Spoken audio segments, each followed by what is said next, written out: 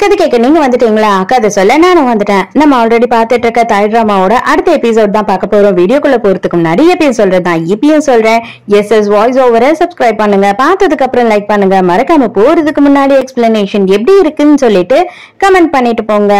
இந்த எபிசோட எதுல ஸ்டார்ட் பண்றோம் அப்படின்னு பார்த்தா, ஃபா கிட்ட பேசிட்டு செம கோவமா ஹீரோ அங்க இருந்து கிளம்பி வந்துடுறான் இல்லையா. நேரா வந்து ஹீரோயின் ரூம்ல ஹீரோயினை பாத்துக்கிறான். அதே நேரத்துக்கு கான் என்ன பண்றான் அப்படின்னு பார்த்தா, நேரா கிளம்பி கிவியோட வீட்டுக்கு வந்துடுறான். கிவி வீட்டுல இல்ல, அவங்க அப்பா மட்டும்தான் இருக்காரு. எனக்கு நல்லாவே தெரியும், நீங்க தான் வந்து என் ஃப்ரெண்டு நம்ம வந்து கொலை பண்ண பாத்தீங்கன்னு சொல்லிட்டு, நீங்க தான் அந்த குற்றவாளின்னு தெரியும். நான் ஒரே ஒரு அட்வைஸ் தான் உங்களுக்கு பண்ணுவேன், தயவு செஞ்சு நீங்களே வந்து சரண்டர் ஆயிடுங்க. யாரு பண்ண சொன்னா அப்படின்றதையும் சொல்லிட்டீங்கன்னா அங்க படுத்துட்டு இருக்க என்னோட ஃப்ரெண்டுக்கும் நல்லது, இங்க இருக்க என்னோட ஃப்ரெண்டுக்கும் நல்லது. கொஞ்சோண்டு திங்க் பண்ணி பாருங்க. உங்க பொண்ணு உங்களை உயிருக்கு உயிரா நேசிக்கிறா, அவ மட்டும் நீங்க கொலைகாரன் அப்படின்றது கரெக்டா அவளுக்கு உண்மை தெரிஞ்சிடுச்சுன்னா அதுக்கப்புறம் அவ எப்படி இருப்பான்னு நீங்க யோசித்து பாருங்க. கண்டிப்பா வந்து அவளால அதை தாங்கிக்கவே முடியாது. அவ என்னோட ஃப்ரெண்டு, அதனாலதான் நான் இதை உங்ககிட்ட கேக்குறேன். நீங்க பண்ணல அப்படின்னாலுமே நான் எதையாவது பண்ணி உங்களை அதை பண்ண வைப்பேன். அது மட்டும் இல்லாம கொஞ்சம் கொஞ்சமா வந்து எல்லா ஆதாரமும் போலீஸ்க்கு கிடைச்சுக்கிட்டு இருக்கு, நீங்க மாட்ட போறீங்க. அதனால நீங்களே சரண்டர் ஆயிடுறது உங்களுக்கு நல்லது, உங்களுக்கு தண்டனை கம்மியா கிடைக்கும் அப்படின்னு சொல்லிட்டு இவனோட நம்பரை எழுதி கொடுக்குறான். ஏதாவது உங்களோட மைண்ட் மாறிச்சு அப்படின்னா உடனே இமீடியட்டா எனக்கு கால் பண்ணுங்க அப்படின்னு சொல்றான். ஆனா இவன் இவ்வளவு பேசியும் அவர் வந்துட்டு அவனோட நம்பரையும் வாங்கல, இவன் கிட்ட திருப்பி ஒரு வார்த்தை கூட பேசல. அதனால அப்படியே வந்து அந்த போட்டோக்கு கீழே அந்த நம்பரை வச்சுட்டு அங்க இருந்து கிளம்பிடுறான். அதே நேரத்துக்கு போலீஸ் ஸ்டேஷன்ல காட்டுறாங்க. ஃபா என்ன பண்றான்னா, அவனுக்கு கிடைச்ச எல்லா டாக்குமெண்ட்டையும் எடுத்துட்டு வந்து இன்ஸ்பெக்டர் கிட்ட கொடுத்துறான். அப்ப அவர் என்ன சொல்றாருன்னா, நீங்க வந்துட்டு இதெல்லாம் எதுக்காக பண்றீங்க அப்படின்னு எனக்கு புரியலையே. உங்க அங்கிள் சம்பந்தப்பட்டிருக்காரு, உங்க அப்பா சம்பந்தப்பட்டிருக்காரு, நீங்க எப்படி வந்து இதுல கேஸ்ல ஹெல்ப் பண்றீங்க அப்படின்னு ஃபா கிட்ட கேட்கும் போது, இதுல வந்து அவங்க 2 பேர் மட்டும் சம்பந்தப்படல, ஹீரோவோட அப்பா மீதும் சம்பந்தப்பட்டிருக்காரு. சோ நீங்க வந்து இதை நியாயமா விசாரிச்சீங்கன்னாவே எனக்கு போதும். இதுல குற்றம் யாரு பண்ணியிருந்தாலுமே நான் அவங்க பக்கம் நிக்க மாட்டேன், கண்டிப்பா வந்து உங்க பக்கம் தான் நிப்பேன், நான் என்ன ஹெல்ப் வேணாலும் பண்ணுவேன் அப்படின்னு சொல்றான். அவரோட அங்கிள் வந்து கிவியோட அப்பாவை கூப்பிட்டுருக்காரு. எதுக்காகடா இவர் கூப்பிட்டுருக்காரு அப்படின்னு பார்த்தா, நான் வந்து இவ்வளவு வருஷமா உன்னை பார்த்துட்டு இருக்கேன், நீ எனக்கு இவ்வளவு வருஷமா வந்து இருக்கிற எல்லா வேலையும் பண்ணிருக்க, எனக்கு ஹெல்ப் பண்ற விதமா எவ்வளவோ பண்ணிருக்க, இப்ப இன்னும் பண்ணிடு. நீ இந்த விஷயத்துல ஏன் தயங்குற, ஏன் இவ்வளவு யோசிக்கிறேன்னு எனக்கு புரியல. அந்த கான் வந்து நமக்கு ரொம்ப பிரச்சனை பண்ணிக்கிட்டு இருக்கான், அவனை சீக்கிரமா முடிச்சிரு அப்படின்னு சொல்றாரு. இவருக்கு ரொம்ப அது சங்கடமா இருக்கு. அப்பவும் இவர் என்ன சொல்றாருன்னா, மினிஸ்டரோட பையனா இருக்கான் அவன், அவனை டக்குன்னு கை வச்சிட முடியாது அப்படின்னு சொல்றாரு. அதுக்கு ஃபாவோட அங்கிள் என்ன சொல்றாரு அப்படின்னா, நீ பண்ணிட்டு நீயும் பொண்ணு வந்துட்டு எங்கேயாவது ஃபாரின் கண்ட்ரில போய் செட்டில் ஆயிடுங்க, அதெல்லாத்தையும் நான் பாத்துக்கிறேன் அப்படின்னு சொல்றாரு. சார் அது மட்டும் இல்ல சார், இவன் வந்துட்டு என் பொண்ணோட ஃப்ரெண்டு, எனக்கு என்ன பண்றதுன்னு தெரியல அப்படின்னு சொல்லி இவர் புலம்பிக்கிட்டு இருக்காரு. நீ பண்ணிதான் ஆகணும், உனக்கு வேற வழி இல்ல, உனக்கு ஒரு பொண்ணு இருக்கா இல்லையா, அவன் நல்லபடியா இருக்கணும்னு நீ ஆசைப்படுவ இல்லையா அப்படின்னு சொல்லி பிளாக்மெயில் பண்ற மாதிரி பேசுறாரு. அவர் கிளம்பி போன உடனே டிரைவர் கிட்ட என்ன சொல்றான்னா, இவனை ஃபாலோ பண்ணிக்கிட்டே இரு, இவன் மேல ஒரு கண்ணு வச்சுக்கோ, அவன் வந்து அவனை போடல அப்படின்னா நீங்க அதை பண்ணி ஆகணும் அப்படின்னு சொல்றான். ஹீரோயினும் இப்பதான் கொஞ்சம் கொஞ்சமா வந்து சரியாயிட்டு இருக்கா. ஹீரோ வந்து எங்கேயுமே போகாம வேலைக்கு கூட போகாம ஹீரோயின் பக்கத்துலயே தான் இருக்கான். நம்ம காணுமே உட்காந்து பாத்துக்கிட்டு இருக்கான். இவங்க 2 பேருமே வந்து எந்த அளவு க்ளோஸா இருக்காங்கன்றத. அப்ப அவன் என்ன யோசிக்கிறான்னா, இவங்க 2 பேருக்கும் ஒருத்தர் ஒருத்தர் பிடிச்சிருக்கு, பட் ஆனா சொல்லிக்காம டைம் வேஸ்ட் பண்றாங்க, நம்ம தான் எதுனா பண்ணணும் போல அப்படின்னு யோசிக்கிறான். ஹீரோயின் கிட்ட நீ தூங்கின பிறகு நான் வீட்டுக்கு போய் ரெஸ்ட் எடுத்துக்கிறேன் அப்படின்னு ஹீரோ சொல்லிட்டு அவ தூங்கினதுக்கு அப்புறமா இங்கேயே தான் அவன் இருக்கான். அவன் போகவே மாட்டான். நடுராத்திரி ஹீரோயின் தூக்கம் கலைஞ்சு எழுந்து உட்காந்துக்கிட்டு இருக்கா. ஹீரோயினே எழுந்து வந்து என்ன ஆச்சு, என்ன பண்ணிட்டு இருக்க, தூங்க வேண்டியது தானே அப்படின்னு கேட்கும் போது, நீ எதுக்காக இங்கேயே இருக்க, நான் உன்கிட்ட என்ன சொன்ன, வீட்டுக்கு போய் ரெஸ்ட் எடு, நீ ரொம்ப பாக்குறதுக்கே கேவலமா இருக்குன்னு சொன்னா இல்லையா அப்படின்னு சொல்றா. அதுக்கு அவன் என்ன சொல்றான்னா, நீ வராம நான் இங்க இருந்து எங்கேயுமே போக மாட்டேன் அப்படின்னு சொல்றான். அதுக்கு ஹீரோவே என்ன சொல்றான் அப்படின்னு பார்த்தா, நான் ஆல்ரெடி ஒரு தப்பு பண்ணிட்டேன் உன்னை தனியா விட்டு, அந்த தப்பை இனிமே என்னோட வாழ்க்கையில நான் பண்ண மாட்டேன் அப்படின்னு சொல்றான். அப்பதான் ஹீரோயின் என்ன கேக்குறான்னா, ஒரு வேலை வந்துட்டு நீ ஏடி குரூப்ஸ்ல நான் வந்து வேலை செய்யக்கூடாதுன்னு சொன்னதுக்கு காரணம் அவங்க வந்து எங்க அப்பா அம்மாவோட கொலையில சம்பந்தப்பட்டிருக்காங்கன்றதுனாலே தானா, நீ அதனாலதான் என் மேல எவ்வளவு கோவப்பட்டியா அப்படின்னு கேட்கும் போது ஹீரோ என்ன சொல்றானா, இப்ப நிறைய விஷயம் நான் உன்கிட்ட சொல்ல முடியாது, நான் வந்து நிறைய விஷயம் உன்கிட்ட சொல்லாமையும் இருக்கேன், மேபி அதனால நீ என்கிட்ட கோவப்படலாம், என்கிட்ட ஆத்திரப்படலாம், ஏன் என்னை அடிக்க கூட செய்யலாம், ஆனா என்னை விட்டுட்டு மட்டும் போயிடாத, என்ன ஒரே ஒரு வாட்டி நம்பு அப்படின்னு சொல்லி கேக்குறான். உன்னை விட்டு போற போறதுன்னா நான் எங்க போக முடியும், நான் சத்தியம் பண்றேன் கண்டிப்பா உன்னை விட்டு போக மாட்டேன் அப்படின்னு சொல்றா. இவனுக்கு அப்பாடா அப்படின்னு இருக்கு. இவ கஷ்டப்பட்டு நடக்கிறதுக்கு கொஞ்சம் கொஞ்சமா பிராக்டிஸ் பண்ணிக்கிட்டு இருந்தா, இவன் இங்க உட்காந்துக்கிட்டு கான் நல்லா சாப்பிட்டுக்கிட்டு இருக்கான். டே யாரு பேஷன்னு தெரியல, மரியாதையா எழுந்து போடா இங்க இருந்து அப்படின்னு திட்டுறா. நீ நட ஒழுங்கா, சீக்கிரமா நட, இங்க இருந்து சீக்கிரமா டிஸ்சார்ஜ் ஆகணும், எனக்கு ஹாஸ்பிட்டல் ஸ்மெல்லே பிடிக்கல, உன்னாலதான் இங்க வந்துகிட்டு இருக்கான்னு கத்துறான். ஹீரோ அவளை உட்கார விட்டுறான். அதுக்குள்ள போய் சண்டை போடுறான். எதுக்காக அவளை உட்கார விட்டீங்க, டாக்டர் என்ன சொன்னாங்க, அவளை இன்னும் நிறைய நடக்க வைக்கணும்னு தானே சொன்னாங்க, அதுக்குள்ளேயே உட்கார வச்சா எப்படி, எழுந்து நடக்கட்டும் அவ அப்படின்னு சொல்லி கிண்டல் பண்றான். ஹீரோ போது நிறுத்துறியா அப்படின்னு சொன்ன உடனே அவ்வளவுதான் பொட்டி பாம்பா அடங்கி போயிடுறான். அந்த டைம்க்கு கேக்கிட்ட இருந்து கால் வருது. அதை பார்த்த உடனே ஹீரோயின் கொஞ்சம் அப்செட் ஆயிடுறா. அவன் முக்கியமான கால், நான் பேசிட்டு வரேன் அப்படின்னு சொல்லி வெளியில போயிடுறான்.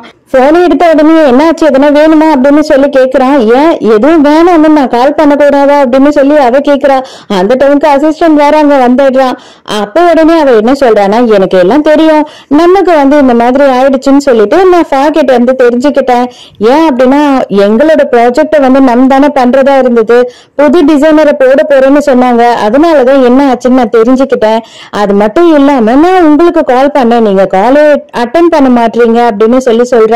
உடனே ஹீரோ சொல்றேன், உங்களுக்கு எது தேவை அப்படின்னாலும் நீங்க என்னோட அசிஸ்டன்ட்டுக்கு கால் பண்ணுங்க, அவர் உங்களுக்கு எல்லாத்தையும் அட்வைஸ் பண்ணுவாரு அப்படின்னு சொல்றான். நான் நேர்ல நம்ம பாக்கலான்னு இருக்கேன் அப்படின்னு சொல்லும் போது, இல்ல இல்ல வேண்டாம், ஒன்னும் பிரச்சனை இல்லை, இப்போதைக்கு வர வேண்டாம், அவ கொஞ்சம் ஹெல்த் சரியில்லாம இருக்கா, நீங்க எதுனா வேணும், எதுனா எமர்ஜென்சினா எனக்கு கால் பண்ணுங்க, நான் கால் அட்டன் பண்ணலன்னா எனக்கு டெக்ஸ்ட் பண்ணுங்க அப்படின்னு சொல்றான்.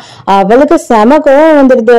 அப்போ உங்ககிட்ட நான் பர்சனலா பேசணும் அப்படின்னா கூட அதை கூட நான் உங்க செக்ரட்டரி கிட்ட தான் பேசணுமா அப்படின்னு சொல்லி கோவப்படுறா. அப்ப செக்ரட்டரி என்ன சொல்றானா, சார் நீங்க இப்படி பேசினதுனால பிசினஸ்ல எதனா பிரச்சனை ஆயிட போகுது சார் அப்படின்னு சொல்றான். என்ன ஆனாலும் பரவாயில்ல, எனக்கு எதை பத்தியும் கவலை இல்ல, இப்போதைக்கு ரிலாக்ஸா இருந்தானா போதும் அப்படின்னு சொல்றான். கேவ இன்டர்வியூ எடுத்திருந்திருப்பாங்க இல்லையா, அது பாதி மறுநாள் எடுக்கலாம் அப்படின்னு சொல்லியிருப்பாங்களாம். அதனால மறுபடியும் இன்டர்வியூக்கு இவ இங்க வந்திருக்கா.